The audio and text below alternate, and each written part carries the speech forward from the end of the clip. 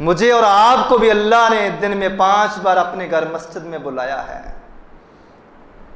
फिर जरा दिल के ऊपर हाथ रख के सोचें और गौर करें, अशरफुल मखलूकात इंसान जिसको अल्लाह ताला ने अक्ल, समझ, शऊर से नवाजा है, अल्लाह को पहचानने में ये आगे है या एक अल्लाह की मखलूक सूरज इंसान से अल्लाह को समझने में ज्यादा फहम और समझ रखने वाली चीज है?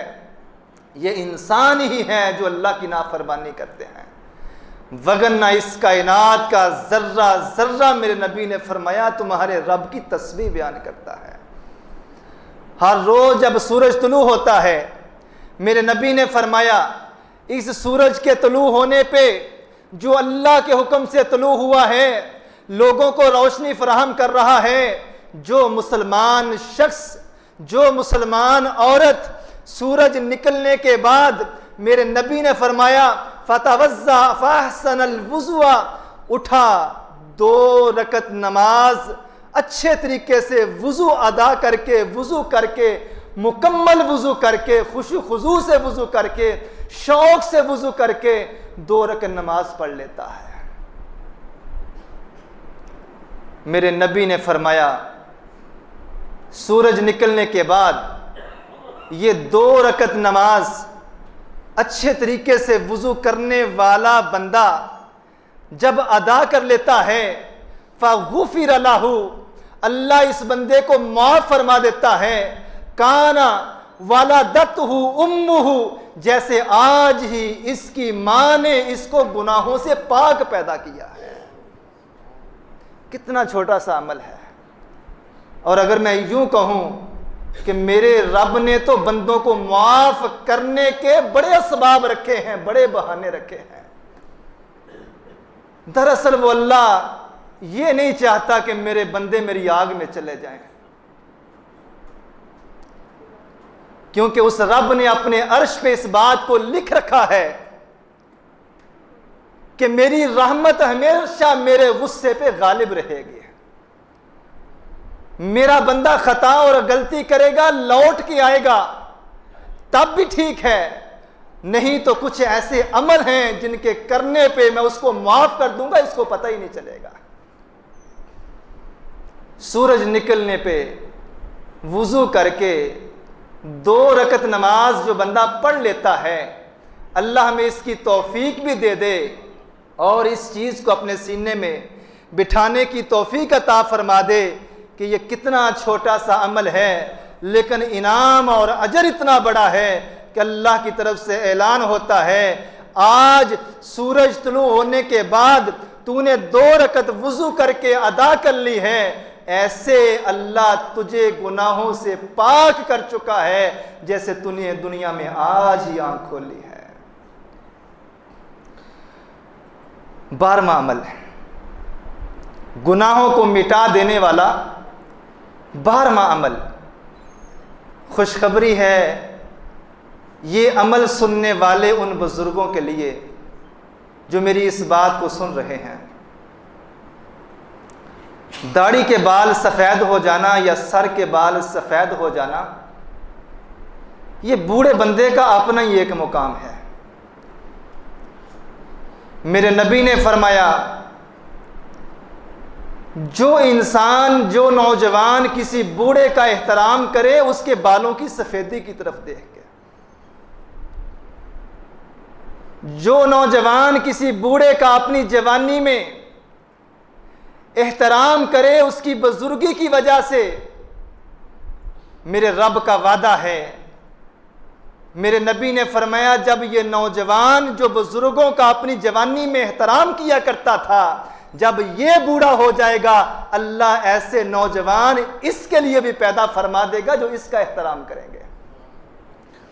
मुहद्दिसीन ने कहा कि इस हदीस के अंदर एक बहुत बड़ी खुशखबरी छुपी हुई है कि ऐसा नौजवान जो अपनी जवानी में बूढ़ों का एहतराम करता है, मेरे नबी ने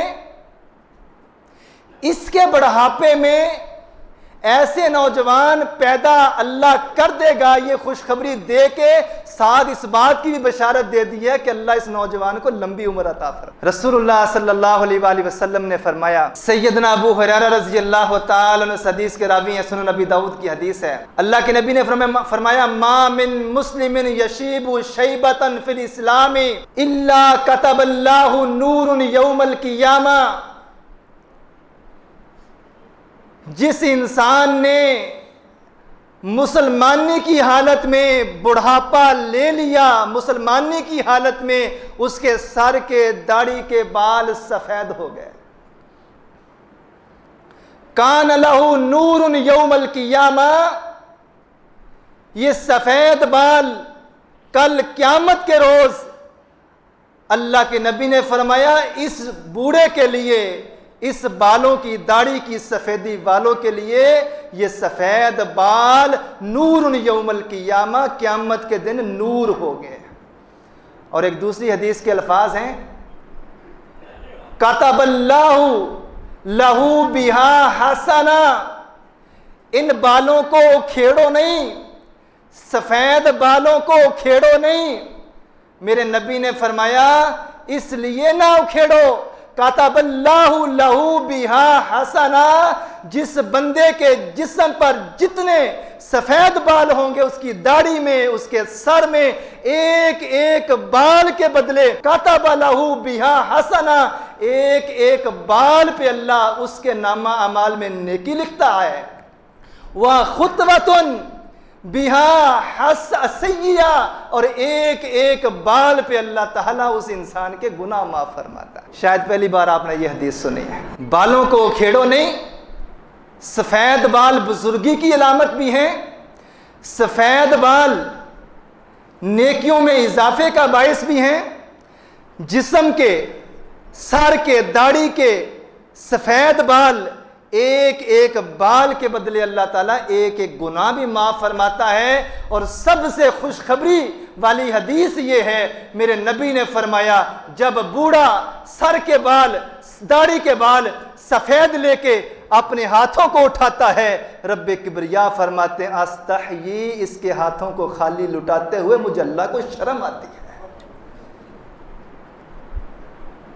जिसका एहतराम मेरा अल्लाह कर रहा है, आज के नौजवानों को भी उसका एहतराम करना चाहिए। आज की औलादों को भी अपने माँ बाप का एहतराम करना चाहिए। ये दाढ़ी के सर के बाल धूप में बैठ के सफेद नहीं हुए, ये मेरे तेरे लिए मेहनतें मजदूरियां करते करते सफेद हुए हैं। ये मेरे तेरे लिए रातों को जागते हुए सफेद हुए हैं। तेरे मेरे मुस्तकबिल की फिक्र में, गम में निडाल हो के वक्त से पहले सर के और दाढ़ी के बाल बापों के सफेद हो चुके हैं। लेकिन यह भी हकीकत है, बाल सफेद हो जाने के बाद भी माँ बाप कभी बूढ़े नहीं होते अगर औलाद उनको बूढ़ा ना कर दे। माँ बाप कभी थकते नहीं हैं अगर औलादों के दुख उनको ना थिका दें। माँ बाप बुढ़ापे में भी जवान होते हैं अगर माँ बाप की इज्जत करने वाली नेक औलाद उनके पास हो। अल्लाह हमारी औलादों को हमारा फर्मा बरदार बना दे। नबी करीम सल्लल्लाहु अलैहि वसल्लम ने फरमाया, आज की गुफ्तगू का 13वां ऐसा अमल जिसके करने से इंसान के गुनाह अल्लाह ताला माफ फरमा देता है। रसूलुल्लाह सल्लल्लाहु अलैहि वसल्लम ने फरमाया, ऐसी मस्जिद मन राहा इलल मस्जिदिल जमा, ऐसी मस्जिद जिसमें नमाज बा जमात अदा की जाती है। अगर कोई शख्स अजान सुनने के बाद उस मस्जिद की तरफ चला जाए, एक एक कदम पे उसके नामा अमाल में नेकी लिखी जाती है और एक एक कदम पे उसके नामा अमाल से गुनाहों को मिटाया जाता है।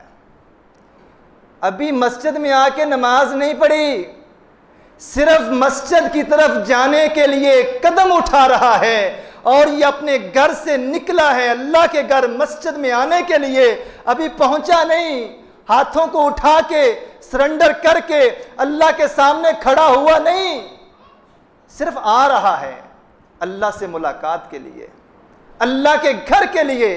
मेरे नबी ने फरमाया अभी मस्जिद में आया नहीं है, अपने घर से लेकर मस्जिद के दरवाजे तक जितने कदम चल के आया है, एक कदम उठाता है अल्लाह नेकी भी लिखता है, गुनाह भी धोता है। जाहिबन व राजियन, सिर्फ मस्जिद की तरफ जाते हुए ही ये सवाब और ये प्रोटोकॉल उसको नहीं मिल रहा। जाहिबन, जब घर से मस्जिद की तरफ गया तब भी एक कदम पे नेकी, एक कदम पे गुनाह माफ होता है। वह राजियन, मस्जिद से वापस घर के दरवाजे तक पहुंचने तक भी अल्लाह यही अमल उसके साथ करते हैं। जितने कदम उठा के वापस आएगा, वापसी पे भी हर कदम पे एक एक नेकी उसके नामा अमाल में लिखी जाती है और एक एक गुनाह उसके नामा अमाल से मिटा दिया जाता है।